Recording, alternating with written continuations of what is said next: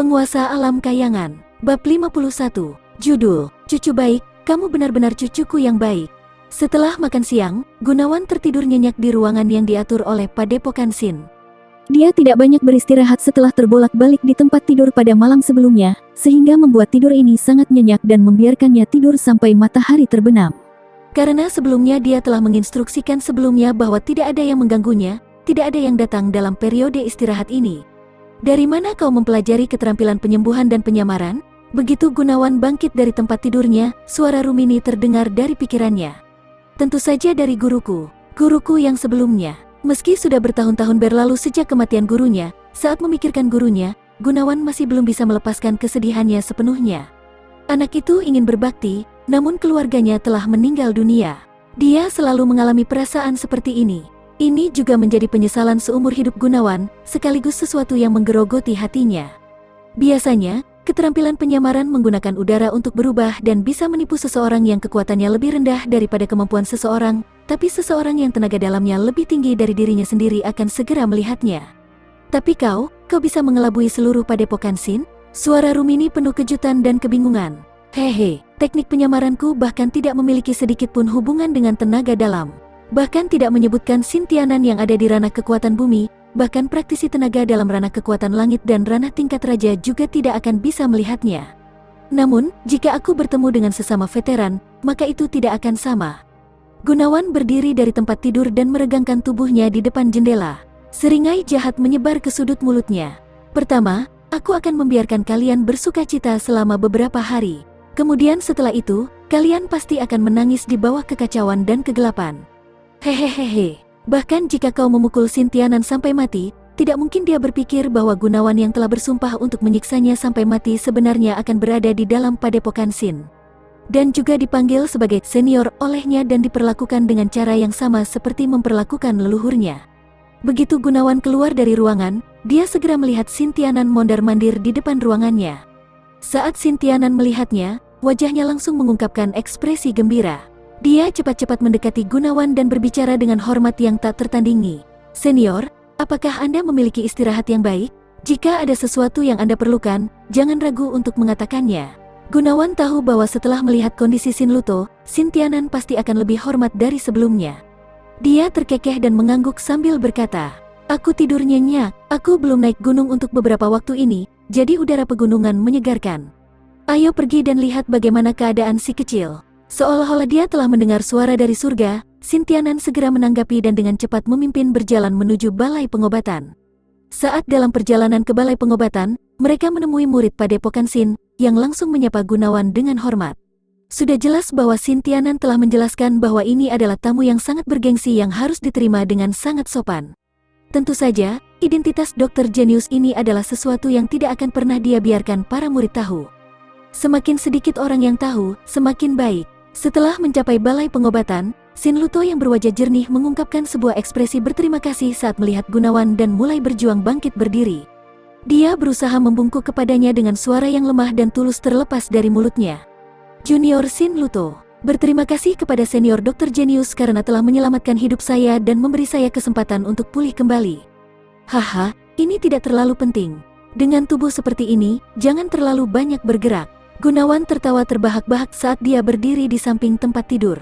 Ayo, biarkan aku melihat urat nadimu. Setelah itu, dia mengulurkan tangannya dan mencubit pergelangan tangan kanan Sin Luto.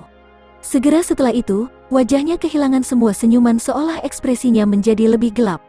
Dan lebih gelap, perubahan drastis dalam ekspresinya ini segera menyebabkan Sin Tianan dan Sin Bagino tumbuh sangat gugup.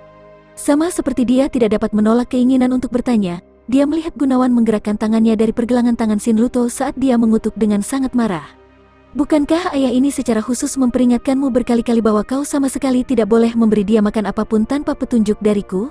Apa kau memikirkan kata-kata ayah ini tidak lebih dari sekedar angin yang melewati telingamu? Sin Tianan dan Sin Bagino secara bersamaan saling bertukar pandang.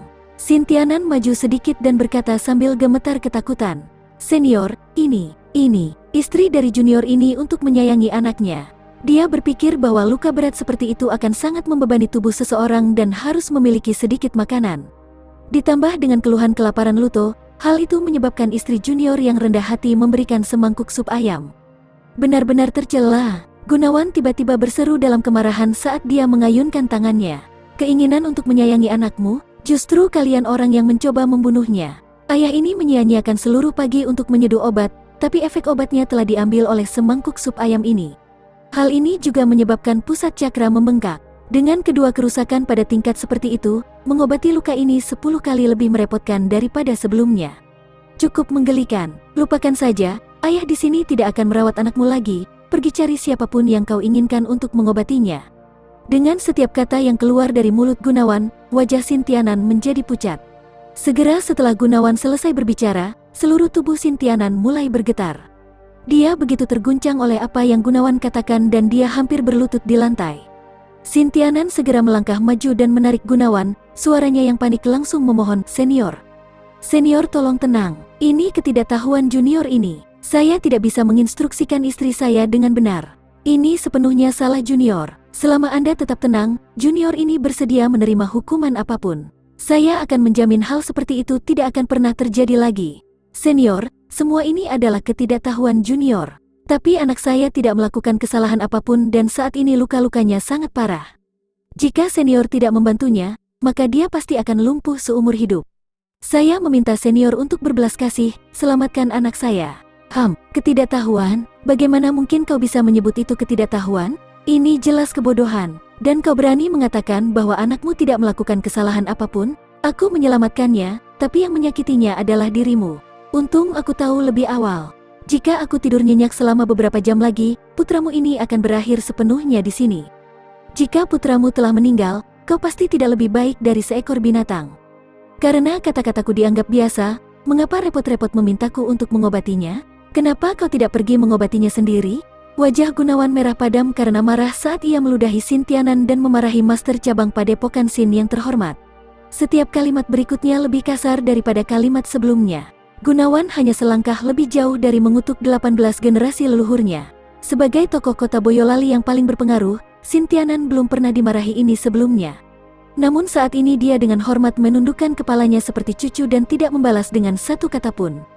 Dia ragu saat Sin Bagino mengatakan bahwa eccentric Gathen ini memiliki kesabaran pendek, tapi keraguan itu telah lama hilang. Tanpa sedikit pun sikap elegan seorang dokter jenius, dokter yang anggun dan berpendidikan seperti ini sebelumnya seperti orang yang dikutuk di jalanan. Omelan dari Gunawan ibarat makan makanan enak, itu menyegarkan seluruh tubuhnya. Dia berhasil melemparkan berbagai macam pelecehan kepada pemimpin sebuah padepokan besar tanpa menahan diri saat berada di tingkat pertama ranah kelahiran cakra dan Sintianan tidak berani membalasnya sama sekali. Hanya mereka yang telah mengalami kesenangan seperti ini yang bisa memahami perasaan seperti ini. Dokter jenius ini akhirnya tampak lelah karena memarahi dan akhirnya menghentikan masalah ini. Setelah menatap Sin Luto sejenak, dia tiba-tiba mendesah. "Lupakan saja, anak ini dan aku juga bisa dianggap ditakdirkan. Meskipun kau dan kelompok bodoh kalian telah menjatuhkan tumpukan kotoran ini pada diriku, biasanya aku akan segera saja pergi dan membiarkanmu mengatasi masalahmu sendiri, tapi..." Gunawan diam menatap Sin Luto dengan ekspresi agak bingung. Tatapannya menunjukkan sedikit kesedihan dan kebahagiaan yang baik. "Anak ini sangat mirip jika dibandingkan dengan cucuku saat masih muda." "Memang terlalu mirip, Nak. Namamu Sin Luto?" Sin Luto mengangguk dan dengan hormat menjawab, "Ya, junior ini diberi nama Sin Luto. Waktu itu, cucu kecilku ini juga disebut Margo Luto. Kalian berdua memiliki Luto atas nama kalian, ini benar-benar kebetulan." "Benar-benar kebetulan, tapi sayang sekali, meski aku memiliki kemampuan medis yang bisa menembus langit, aku tidak dapat menghidupkan kembali cucuku itu. Tapi sekarang setelah aku bertemu denganmu, aku tidak bisa tidak memikirkan cucu kecilku itu, dan kenanganku sejak saat itu."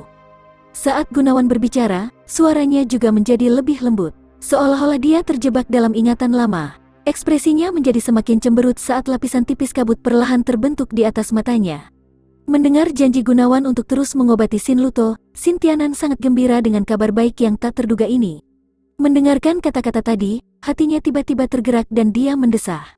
"Cucu kecil senior, dia pasti seorang jenius yang luar biasa?" "Hehehe, ya." Dokter jenius itu sepertinya tenggelam dalam ingatannya seperti sebelumnya. Tatapan mendung muncul dari matanya saat dia berbicara dengan suara emosional. "Tapi sayang sekali, surga cemburu pada jenius. Pada usia 16 tahun, cucu kecilku sudah sampai pada akhirnya. Dan kebetulan dia ada di sekitar usia anak ini. Itu karena kepergian cucuku sehingga aku dengan susah payah mempelajari keterampilan medis. Tapi sayangnya, waktu tidak bisa mengalir mundur. Bahkan jika aku meningkatkan kemampuan medis lebih jauh lagi, tetap saja tidak mungkin menyelamatkannya. Hati Sintianan tiba-tiba diaduk. Dia dengan paksa menelan air liurnya, dan dengan hati-hati memeriksa. Anakku Luto dan cucu Anda serupa dalam penampilan, nama mereka serupa dan bahkan usia mereka serupa dengannya saat itu. Ini adalah takdir yang ditakdirkan oleh langit. Karena senior sangat merindukan cucunya dan tidak bisa melupakan kesedihan sejak saat itu, kenapa tidak? Kenapa Anda tidak membiarkan Luto menganggap Anda sebagai kakeknya? Di satu sisi, ini bisa meringankan kerinduan Anda akan cucu Anda sendiri. Di sisi lain, Luto juga terluka parah saat ini. Jika Luto bisa sembuh total, bukankah ini bisa menghapus penyesalan karena tidak bisa mengobati cucu Anda saat itu? Terakhir, senior telah memberi Luto kelahiran kembali. Luto adalah anak yang murni dan baik. Dia pasti akan menjadi berbakti kepada Anda seperti dia memperlakukan kakek aslinya. Jadi, apa yang dipikirkan senior? Sialan, Sintianan ini juga sangat pintar. Yang dia butuhkan hanyalah sedikit petunjuk. Gunawan sangat memuji dalam pikirannya. Saat dia mendengar kata-kata ini, seluruh tubuh Dr. Jenius itu bergetar, dan seluruh tubuhnya mulai gemetar dengan lembut. Apa yang kau katakan? Apa yang baru saja kau katakan? Apa kau benar-benar bersungguh-sungguh? Tidak ada yang Sintianan tidak mengerti setelah melihat reaksi Dr. Jenius tersebut. Kebahagiaan besar muncul dalam hatinya, seperti yang dia serukan segera. Luto, cepat dan sambut kakek. Sin Luto pasti tahu apa yang harus dia lakukan sekarang. Dengan susah payah mengangkat tubuh bagian atasnya, menatap Gunawan dan dengan antusias berteriak. Kakek, apa kau memanggilku? Tubuh Dr. Jenius itu sekali lagi gemetar saat bibirnya juga mulai bergetar. Kakek, selama kakek tidak keberatan, mulai sekarang, aku akan menjadi cucumu. Sin Luto berteriak dengan sangat tulus. Bagus, bagus. Seluruh tubuh Dr. Jenius secara dramatis bergetar karena dua tetesan air mata yang tak terkendali menetes dari matanya. Dia mengulurkan tangannya yang gemetar dan meletakkannya di bahu Sin Luto saat dia dengan penuh semangat menjawab. Cucu yang baik, yakinlah, penyakitmu, kakek pasti akan menyembuhkannya untukmu. Ini pasti tidak seperti apa yang terjadi tahun itu. Cucu yang baik, cucuku yang baik. Semakin Dr. Jenius berbicara, semakin bersemangat dia. Aliran air mata yang berbeda tergantung di wajahnya. Untuk memanggil musuhmu sebagai cucu sementara pihak lainnya dengan hormat memanggilmu kakek. Perasaan seperti apa ini? Itu lebih baik mengatakan bahwa hanya mereka yang pernah mengalami hal ini yang akan memahaminya. Pada saat yang sama, Sintianan dan Sin Bagino juga bahagia dan bersyukur. Siapa sangka Sin Luto benar-benar menyerupai cucu eksentrik Gathen ini dan dengan demikian berhasil membuatnya menjadi kakeknya. Ini hanyalah sejumlah besar keberuntungan. Dengan pengakuan sebagai kakeknya, luka-luka di tubuhnya sama sekali bukan masalah. Setelah mengobati luka-luka itu, wajar bila ia membantu Sin Luto membuka titik pusat cakranya. Tidak hanya itu, menjadi dokter yang sangat terampil, keterampilan penyulingan obatnya pasti tidak ada duanya di dunia ini. Obat apapun darinya pasti akan sulit ditemukan dan khasiatnya akan bertentangan dengan kehendak surga. Untuk memiliki Sin Luto menjadi cucunya, bagaimana mungkin dia memberikan semua untuk kemurahan hatinya? Jantung Sintianan berkembang dengan kebahagiaan. Dia hampir bisa melihat Sin Luto sembuh total dan dengan bangga menertawakan padepokan utama. Dia bahkan melihat dirinya mengikuti kesuksesannya yang begitu cepat, bahkan sampai padepokan cabang kecil ini akan benar-benar bergabung ke dalam padepokan utama. Di sisi lain, Sin Bagino juga sangat bersemangat, begitu banyak sehingga dia tanpa henti berkata, "Selamat Master Padepokan, selamat kepada Tuan Muda Sin, selamat kepada Senior Margo untuk mendapatkan cucu yang baik. Ini jelas merupakan kesempatan besar. Master Padepokan, karena ini adalah kesempatan yang menggembirakan, saat luka Tuan Muda Sin sembuh, kita pasti harus merayakannya selama seharian." Hahaha, bagaimana bisa 1 hari bisa cukup? Kita membutuhkan setidaknya 3 hari penuh. Hahaha, Sintianan tertawa terbahak-bahak saat berbicara. Kakek, cucu ini akan bersujud untukmu. Sin Luto berusaha keras untuk bangkit. Meskipun setiap gerakan menyebabkan rasa sakit yang tak tertahankan, dia berjuang dan melawan seperti sebelumnya, dan sujud di depan Gunawan. Jangan. Gunawan segera mendukungnya menggunakan bahunya, dan berbicara. Cucu yang baik, luka di tubuhmu tidak ringan, kau sama sekali tidak boleh bergerak terlalu banyak. Belum terlambat untuk memberi penghormatan saat kau benar-benar pulih. Yang penting adalah kau memiliki ketulusan hati. Ini, tidak apa-apa kakek tidak perlu khawatir. Bahkan jika aku terluka, aku masih bisa bersujud untuk kakek. Sin Luto berkata sambil mengertakkan gigi dengan wajah keras kepala. Hehehehe, Senior Margo, Pikiran Luto terobsesi untuk berbakti dan terlebih lagi, memiliki hati yang penuh rasa syukur. Biarkan dia bersujud. Selanjutnya, dia sudah mengenalmu sebagai kakek, bersujud ini juga perlu. Saat Sin Tianan baru saja selesai berbicara, Sin Luto sudah menundukkan kepalanya. Di tempat tidur, dia secara paksa mengerahkan dirinya dan memberi Gunawan sebuah sujud. Saat dia mengangkat kepalanya, kulitnya sudah menjadi putih karena sakit. Ayo, cucu yang baik, kau benar-benar cucuku yang baik, kata Gunawan saat ia buru-buru membantu Sin Luto dengan wajah penuh kasih sayang. Dan cerita pun bersambung.